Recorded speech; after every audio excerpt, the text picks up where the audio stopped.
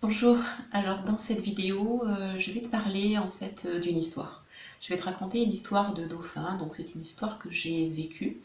Et suite à cette histoire, je vais vraiment faire une métaphore par rapport à comment le dauphin et l'homme en fait peuvent travailler ensemble, en tout cas avec l'énergie dauphin. Et je terminerai par juste un petit clin d'œil au premier accord Toltec, et tu vas comprendre tout à l'heure pourquoi je l'associe à mon histoire. Alors cette histoire, je ne l'ai jamais vraiment livrée à part aux proches, hein.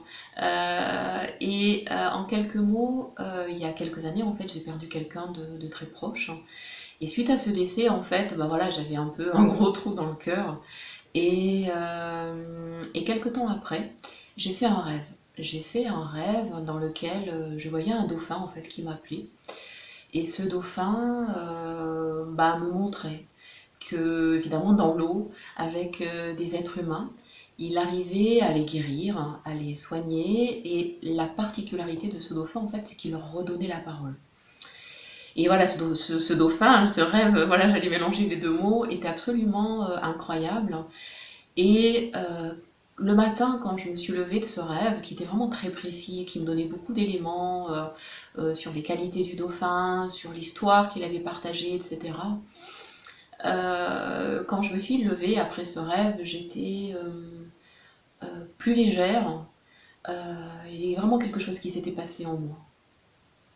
Et il se trouve que, je sais pas, peut-être 2, 3 jours après, j'ai une amie là qui me parle d'une amie à elle. Et voilà, je pense qu'elle voulait prendre soin de moi. Et elle m'a dit, écoute, tiens, on pourrait aller faire ça, on pourrait aller la voir. J'ai dit, ok. Et cette femme travaillait dans un cabinet. Et dans la salle d'attente, j'ai trouvé un papier, une espèce de prospectus, mais je me vois bien encore prendre ce papier. Et ce papier, en fait, était une invitation à aller nager avec les dauphins, et notamment un dauphin. Et je lis l'histoire de ce dauphin, et en fait, c'est l'histoire du dauphin dont j'avais rêvé. Sauf que là, j'apprends que ce dauphin, en fait, est une dauphine, qu'elle s'appelle Oline, qu'elle vit en Égypte, enfin dans le golfe d'Aqaba en Égypte, et qu'effectivement, cette histoire est vraie, c'est-à-dire que ce rêve est absolument vrai, et que ce dauphin est une réalité à part entière, et que l'histoire qui redonne la parole à des gens est une vraie histoire. Alors je suis évidemment un peu stupéfaite, mais avec le recul, en fait, pas tant que ça.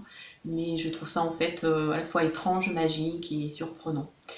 Et, euh, et quelques temps après, ben, pour faire quelque part honneur à l'histoire que j'avais avec cette personne qui était décédée, pour aussi aller comme un chemin de deuil pour moi, je décide voilà, de prendre mon sac à dos, mes palmes, mes masques et mon tuba, et d'aller retrouver ce dauphin. Et je le fais, et du coup, voilà, je pars, j'habitais en Bretagne, je pars à Paris, je pars au Caire, puis j'arrive à Sharm el-Sheikh, après je prends des bus, je prends un taxi, je marche, et j'arrive dans ce petit village bédouin, et je me pose. Donc tout ça est allé relativement vite, hein. Et pour être honnête, j'y suis allée avec une intention qui était, voilà, j'ai toujours été sensible, hein, évidemment, aux dauphins. Mais je l'ai avec une intention un peu, on va dire, égocentrée, qui était voilà, de prendre soin voilà, de ce trou dans le cœur, de prendre soin voilà, avec une espèce de truc, je voulais guérir en fait, je voulais être moins triste, je voulais. Et tout en étant évidemment dans l'accueil et l'ouverture, hein, mais j'avais vraiment ça au fond de moi.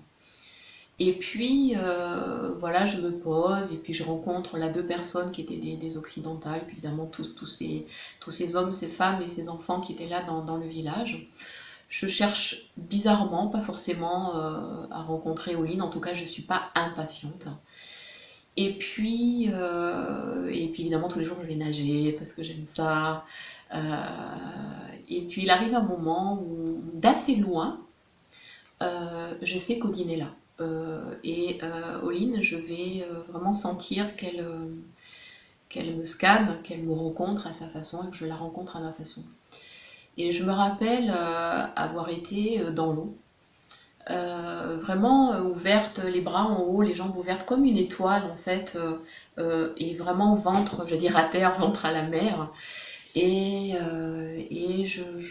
j'appelais Oline, mais pas forcément pour qu'elle vienne et qu'elle s'approche, je disais son nom en fait. Je la nommais en fait, je la prénommais. Et en fait, il s'est passé un truc un peu bizarre à ce moment-là, qui est que Ce que j'ai reçu, en fait, c'est sa peine. Et vous voyez, je suis même émue de le raconter parce que moi, j'y allais avec la mienne, disant, voilà, est-ce qu'elle va prendre ma peine, etc. Et j'étais face à un dauphin qui était en peine parce qu'elle venait de perdre, en fait, son Delphino. Elle venait de perdre ce bébé dauphin. Et en fait, elle me faisait sentir ça, en tout cas, je ressentais ça. Et ça a été en fait, bizarrement, ça a été ça qui a été libérateur, parce que ça a été une énorme leçon d'humilité, qui a été, je ne sais pas de quoi on peut guérir ou pas, je ne sais pas de quoi on peut s'attendre ou pas, à ce que l'autre, même si c'est un dauphin, un thérapeute, la vie, une expérience, voilà, nous guérisse, nous libère. Mais il se trouve que des fois, la libération, la guérison, elle vient de quelque chose qui se met en résonance et qui remet un petit peu quelque chose de sa vie au point zéro. Et j'ai été infiniment touchée de recevoir la peine de ce dauphin. Et dans cette résonance, je sais pas forcément les mots là aujourd'hui, mais j'ai été ouais, bouleversée en fait de, voilà, de cette simplicité, de ce mouvement, je dirais finalement de cœur qui fait que, en fait, j'aurais presque dire d'humain à humain, je ne sais pas comment dire, du cœur universel à un autre cœur universel. On peut vivre des joies et évidemment des peines, et on peut se rencontrer à travers aussi ces peines. Et quand la rencontre est juste, entière et totale, en fait, on peut évidemment se livrer et se libérer. Et quand j'ai senti ça, il s'est passé autre chose. En fait, Oline m'a dit que ma place n'était pas là. Et que ma place n'était pas dans l'eau avec elle, que c'était pas pour ça que j'étais venue en Égypte et nager avec elle, que j'étais pas venue pour rester longtemps à faire des tas de choses avec ce dauphin.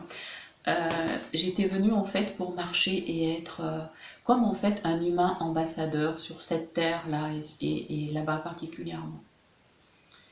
Et j'ai fait un truc simple, c'est que j'ai reçu le message et que je l'ai appliqué.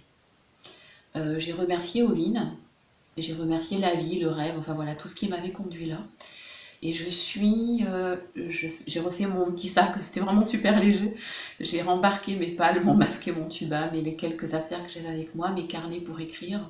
Et voilà, j'ai remercié, je suis partie. Et voilà, après je m'étais donné 15 jours, hein, ce qui n'est pas énorme, mais c'était aussi le temps que je pouvais me donner, que je me suis accordé à ce moment-là.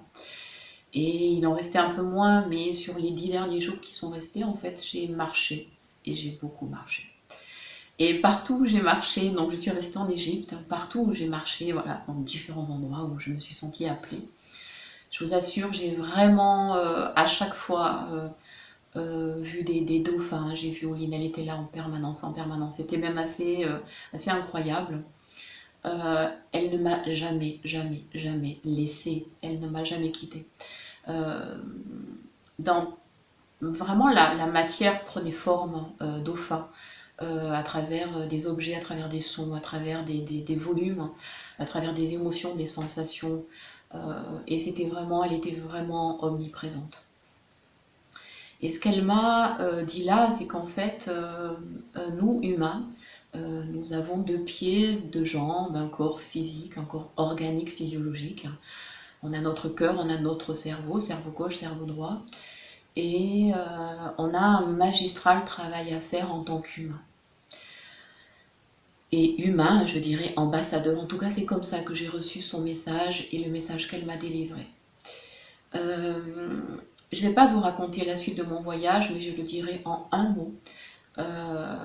J'ai fait des expériences humaines, spirituelles qui ont été incroyables. Et le mot qui me vient, c'est que j'ai fait quelque chose qui était absolument parfait. C'était vraiment, mais tellement aligné, tellement simple et tellement heureux, joyeux. C'était complet en fait, c'était absolument complet et vraiment parfait le mot qui vient.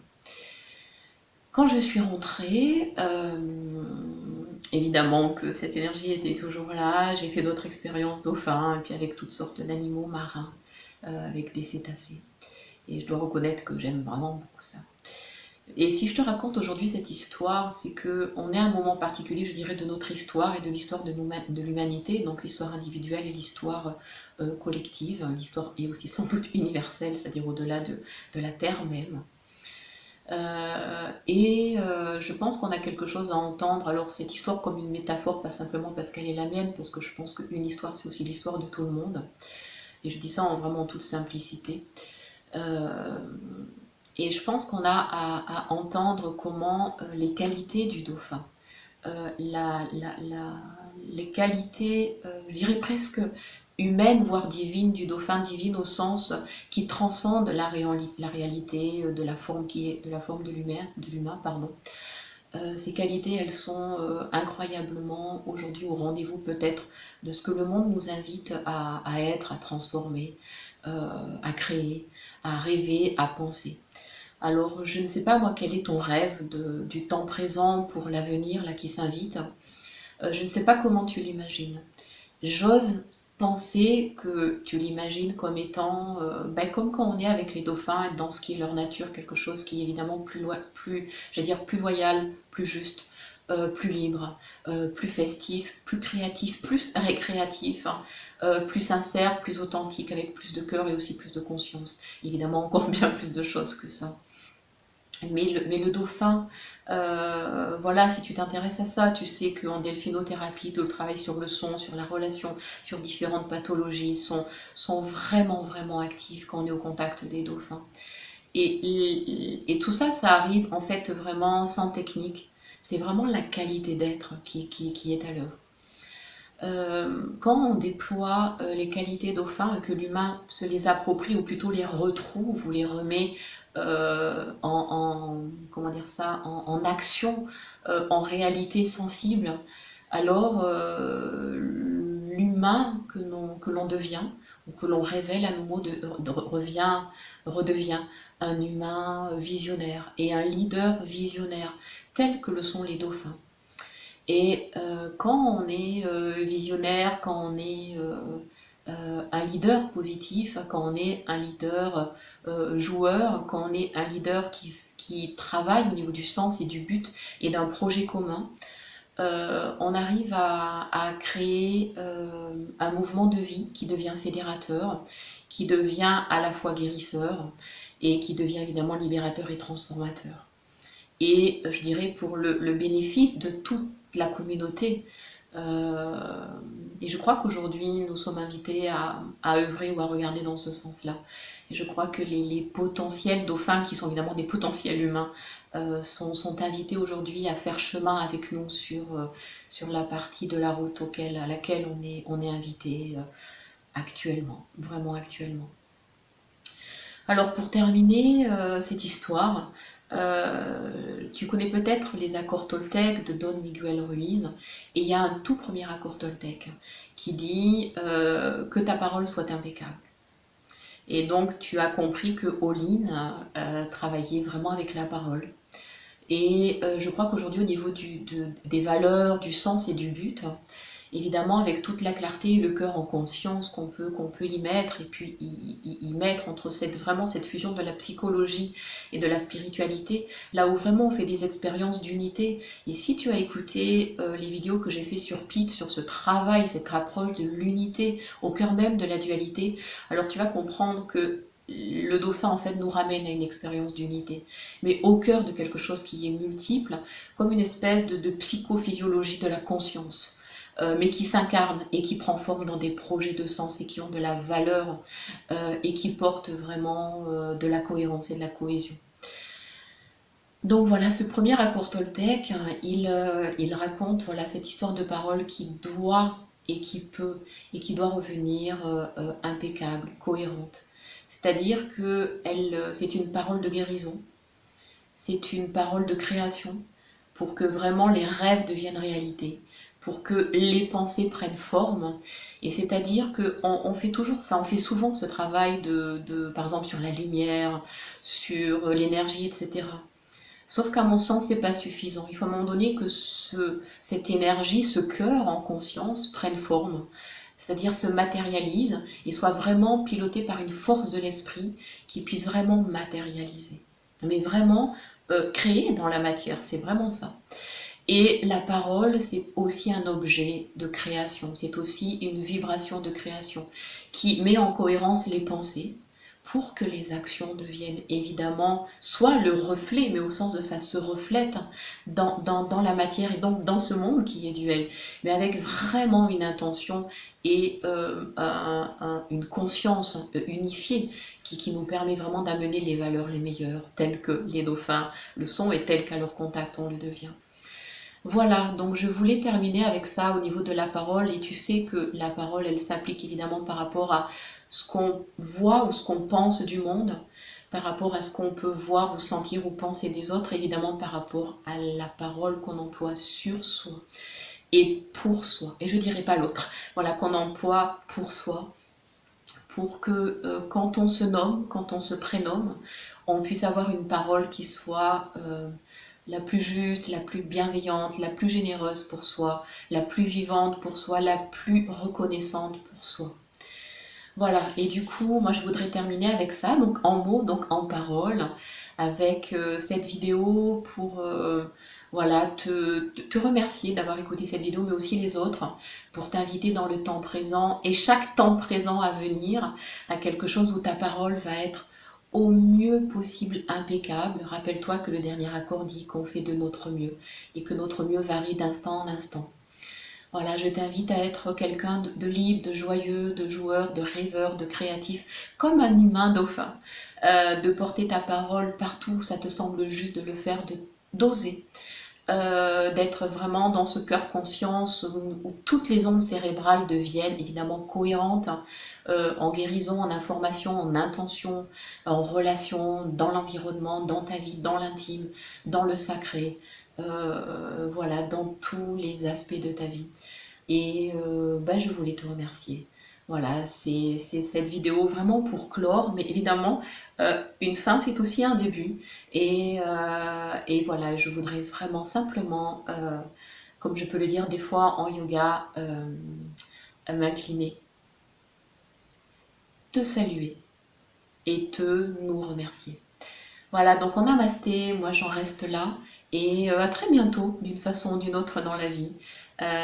Et encore merci pour tout.